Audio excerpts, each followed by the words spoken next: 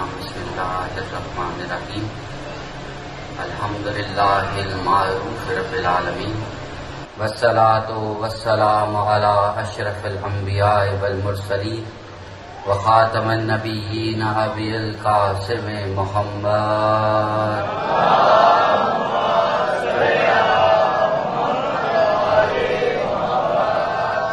لا الہ الا اللہ محمد رسول اللہ ومن عنده علم الکتاب واہل البیتہ الطیبین الطاہرین المعصومین واہل المتقین اما بعد فقد قال اللہ سبحانہ تعالی فی قرآن مجید وفی فرقان حکیم وقولہ الحق بسم اللہ الرحمن الرحیم ان اللہ علی کل شیء قدیر صلوات بآواز بلند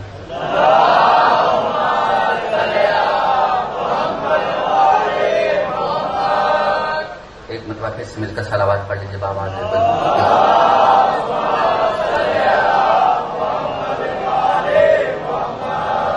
توجہ ہے صاحبان کی گفتگو کے آغاز سے بھی پہلے تھوڑی سی گزارش ہے کہ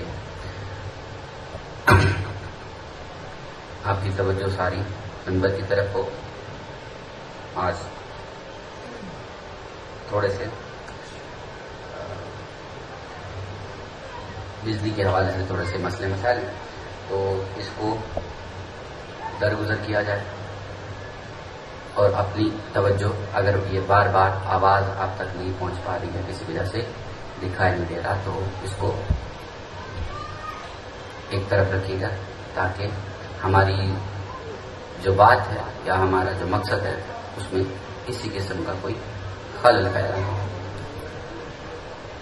اگر یہ روشنی تھوڑی دیر کے لیے بند بھی ہو جائے تو کوشش کیجیے گا کہ بغیر کسی ہلچل کے اپنے اپنی جیب میں سے موبائل نکال کے اس کی روشنی سے استفادہ حاصل کیا جا سکے.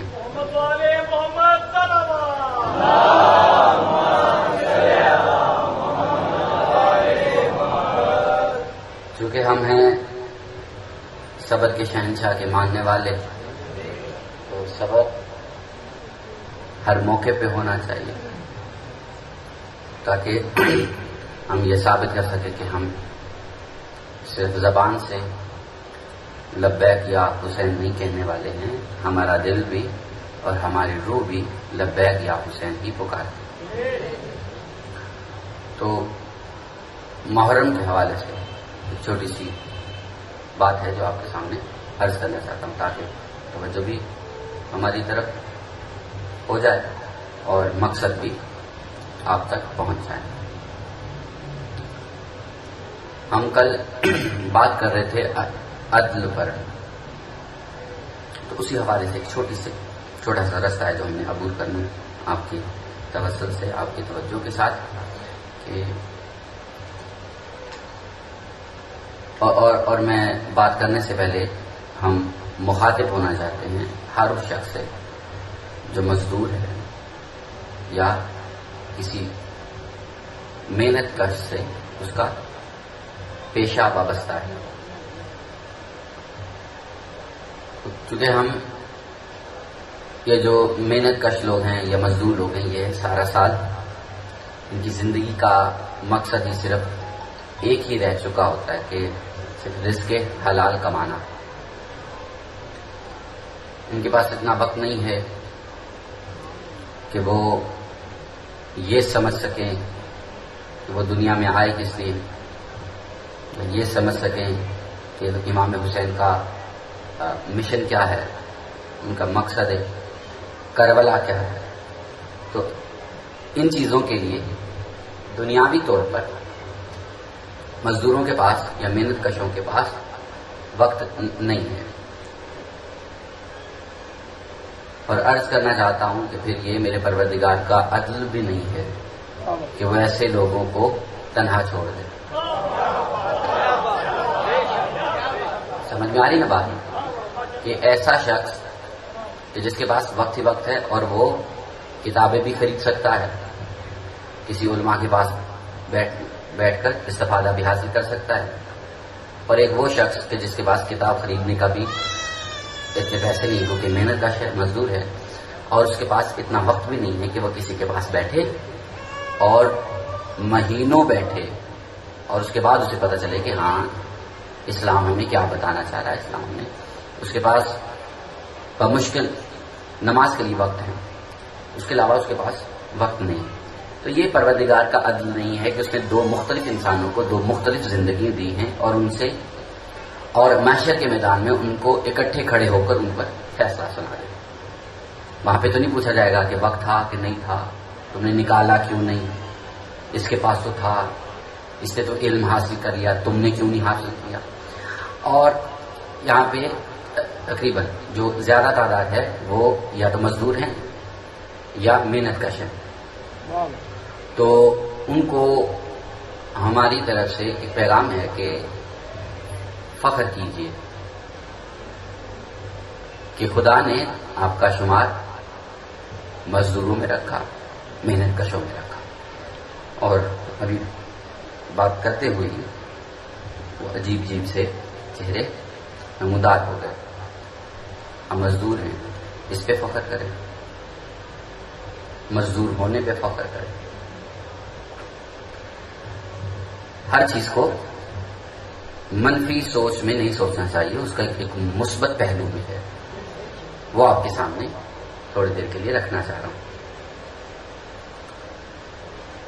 دنیا میں یہ جتنے بھی لوگ کھانا کھا رہے ہیں، پانی پی رہے ہیں، ان میں 90% کے قریب محنت کشوں کا ہاتھ ہے. یہ مزدور، یہ محنت کش محنت کرنا چھوڑ دیں تو امیروں کو کھانا ملنا بند ہو جائے. ٹھیک ہے، سمجھ میں آ رہی نا بات؟ تو اللہ نے تمہارے ذریعے امیروں تک کھانا پہنچایا، امیروں کے ذریعے تم تک رزق پہنچایا. اللہ نے دونوں کو برابر پہ رکھ دیا. اب رہی بات، اب یہ ہے کھانے پینے کی حوالے سے بات. اب رہی بات علم کی، تو اللہ نے اس کا بھی ایک حل نکالا. اللہ نے کہا کہ اگر پورا سال کسی عالم دین کے قدموں میں نہیں بیٹھ سکتے، ان سے بات نہیں کر سکتے، وقت نہیں ہے، تو اللہ نے کہا تمہارے لیے ایک 10 راتیں ہیں. پہنچ رہی بات؟ 10 دن کا وعدہ نہیں، دن میں اپنے کام کرو، رزق کماؤ. معصوم کا بھی فرمان ہے کہ دن میں رزق حلال کماؤ اور رات میں اسے تلاش کرو جو تمہیں رزق دے رہا ہے. تو یہی دن ہے جہاں پہ ہم انہیں تلاش کریں گے جو ہمیں رزق پہنچا رہے ہیں، جن کی بدولت ہمیں رزق مل رہا ہے. تو کتنا بڑا عدل ہے، کتنا بڑا انصاف ہے اس پروردگار کا کہ اس نے صرف 10 راتوں میں تمہیں پورے سال کا علم دینا چاہتا ہے.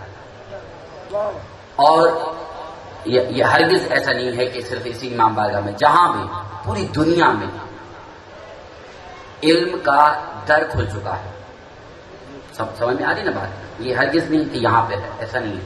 جہاں جہاں مجلس امام حسین منعقد ہو رہی ہے یا برپا ہو رہی ہے، وہاں پر در کھول دیا گیا ہے علم کا.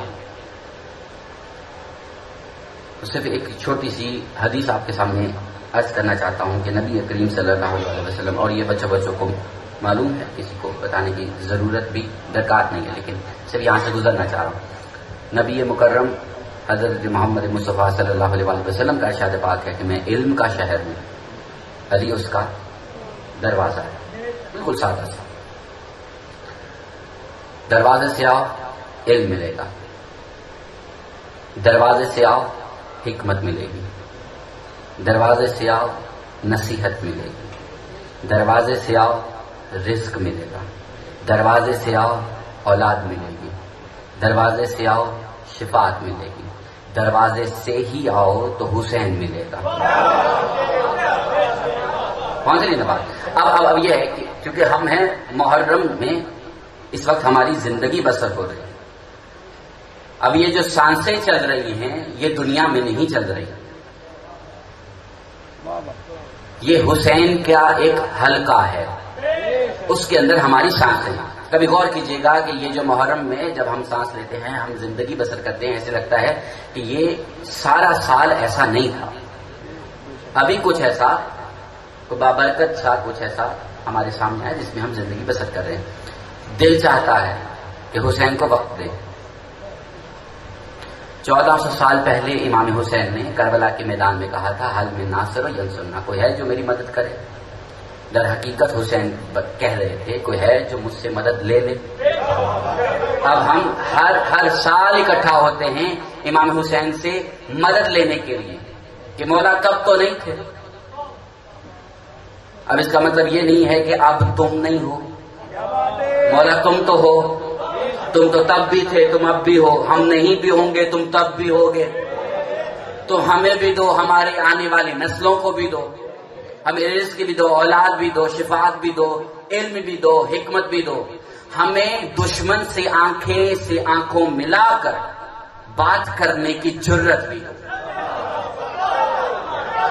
سمجھ آ رہی ہے بات؟ اب اپنے دل کو ضرور سمجھا دیجیے، اور مجھے ایسا محسوس ہوتا ہے کہ ایسا سمجھانے کی ضرورت نہیں ہے، آپ پہلے سے اس درجے پہ فائز ہو چکے ہیں، اس مقام تک پہنچ گئے ہیں جہاں پہ آپ کو یقین ہو گیا کہ حسین ہی سچا ہے، حسین ہی سچا ہے۔ تو اگر یہ یقین ہو گیا ہے کہ تمہارا رہبر ہی اعلیٰ ہے، پھر سامنے کوئی بھی ہو ڈٹ جاؤ، کیونکہ جب سامنے جتنا مرضی کوئی کتابیں پڑھ کر آیا ہے، کوئی قرآن کا کو حفظ کر کے آیا ہے، تمہارے سامنے بیٹھ کے سوال کرتا ہے، گھبراؤ نہیں، کیونکہ جب تم بولو گے تمہارے اندر تم نہیں بولو گے، تمہارے اندر تم نہیں بولو گے۔